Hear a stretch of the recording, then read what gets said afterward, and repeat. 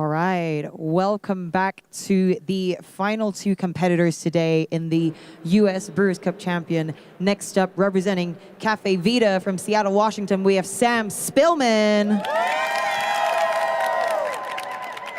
We're just going to be waiting on the judges to answer momentarily, so let's just let Sam have a moment to chillax and get ready.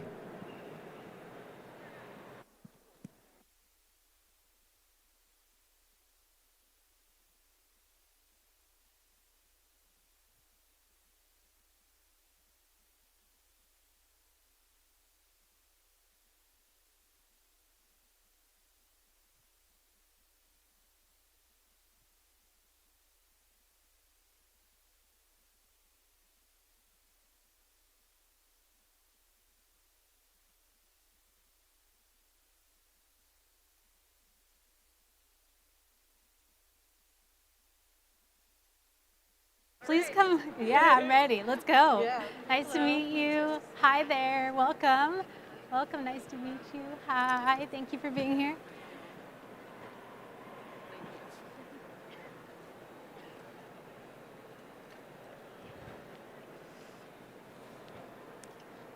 Are we all settled?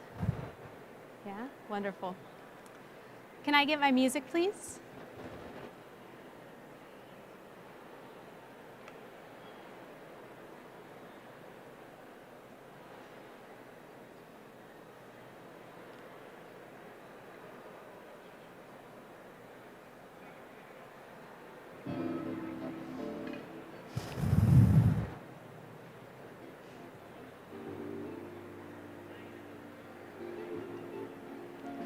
Time. Hi, my name is Sam, and today I get to serve you coffee, a simple act of ritual, kindness, and hospitality, which has turned into all of this. Judges, I've spent countless hours tasting the coffee we're going to share today, testing different brew methodologies, and learning all I could from the producers. The research process was overwhelming. I didn't know how I was going to explain it all in just 10 minutes. But then I realized coffee is so much simpler than we make it out to be sometimes. And this coffee is already innovative, complex, and truly unique. So today, I decided to let the coffee speak for itself. Because when you have a coffee as special as this, all I needed was a little bit of water, a little bit of time, and people to share it with. So let's begin. The coffee I'll be sharing with you is a natural geisha from La Palma y el Tucán. It was grown at 1,900 meters in the Cundinamarca region of Colombia and fermented using a bioinnovation process. Feel free to refer to that information with the card on your right. Learning more about this process, oddly enough, taught me a valuable life lesson. That by utilizing the best parts of our environment to help us grow, we can become the best versions of ourselves. And that, my friends, is exactly what La Palma did with this bioinnovation lot, resulting in a cup profile I had never experienced before. So, what is bioinnovation? Very simply put, you take ripe geisha cherries and microorganisms found in the soil at the farm. You marry the two together, place them in clay pots that are dug into the ground, seal the clay pots, and allow them to anaerobically ferment for 110 hours. Once done fermenting, you extract the cherries from the clay pots and lay them out on raised dry beds for 34 days. When all's said and done, they take the spent pulp and put it back into the soil for nutrients. Pretty cool, right? But what does this mean for the cup profile? Starting with that geisha variety, you get tea-like qualities. Next, the microorganisms that were carefully selected from the soil at the farm were selected based on their ability to produce enzymes, alcohols, and organic acids, resulting in a berry-like acidity and creamy body. Then the anaerobic fermentation creates clarity while producing lactic acid as a byproduct. This helps to maintain the body and the mouthfeel in the cup.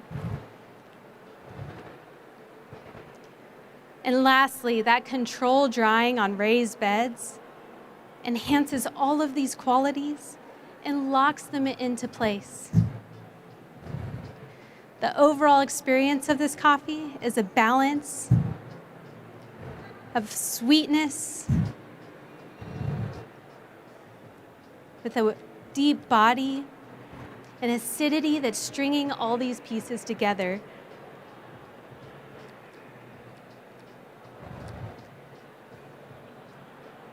So when it came to brewing this coffee today, I shared the same goal as La Palma. I wanted to develop a brew recipe that would result in a transparent expression of this geisha variety. So here's what I did. I started with these OREA V3 flatbed brewers that are designed with larger gaps in the bottom, encouraging a faster brew time while allowing me to grind finer for a more even extraction, highlighting the acidity and body in the cup.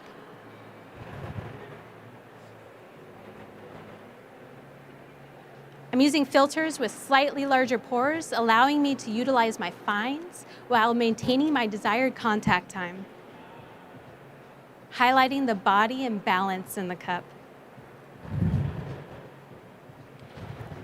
Starting with 13 grams of coffee to 180 grams of water, as I found this 1:14 ratio is just concentrated enough to allow the flavors to pop but maintain balance in the cup. I'm using water set at 195 degrees because I found this temperature was hot enough to extract and dissolve those desired sugars but maintain balance in the cup. I'm completing each brew with 4 pours, while measuring my pour speed in order to control my agitation. The first 2 pours are poured faster at 5 grams per second to drive out the gases and saturate the bed. The last 2 pours are poured a little slower at 3 to 4 grams per second in order to dissolve those desired acids and sugars but maintain that balance.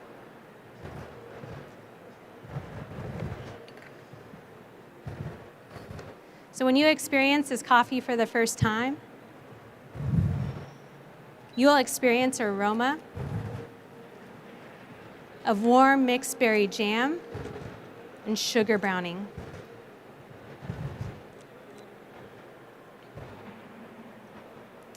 The flavors in this coffee are consistently of red fruits throughout. You will also experience, when hot, pomegranate and fresh cranberry sauce. When warm, the cranberry and pomegranate combine to create hibiscus tea. You will also experience ripe raspberry and red grape.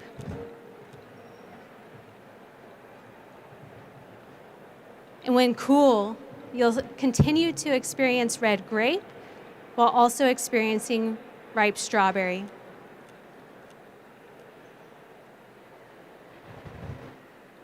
The aftertaste in this coffee lingers with light tannins reminding me of red fruit tea. You'll also experience raw sugar from hot to cool.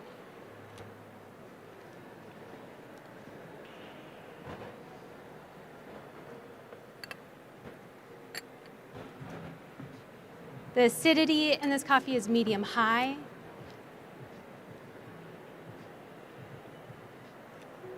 When hot, is tartaric, reminding me of hibiscus tea and cranberry. When warm, that tartaric acidity turns to a red stone fruit acidity, reminding me of fresh plum. And when cool, it will mellow out to a light berry acidity.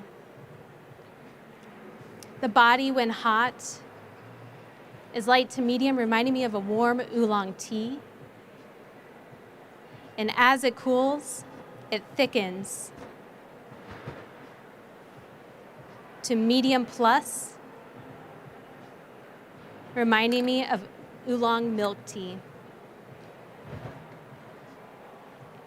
The cups you'll be drinking out of today were designed to highlight acidity, sweetness, and aroma, the three qualities that make that geisha variety so special.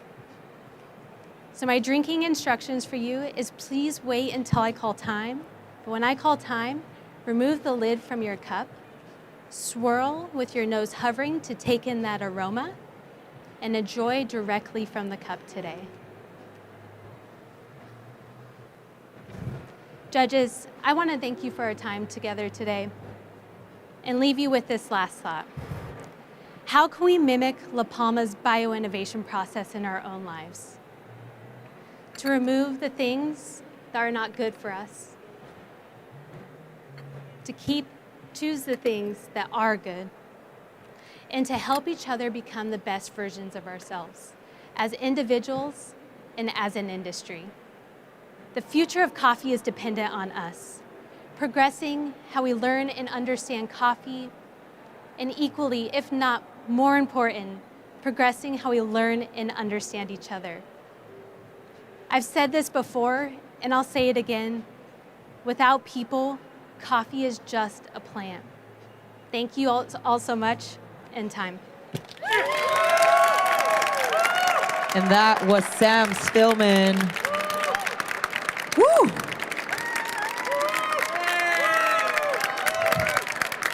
Clearly, a lot of support coming for you, Sam. I mean, how do you feel today, and what did you enjoy that was different from your run yesterday, now that you're in the finals?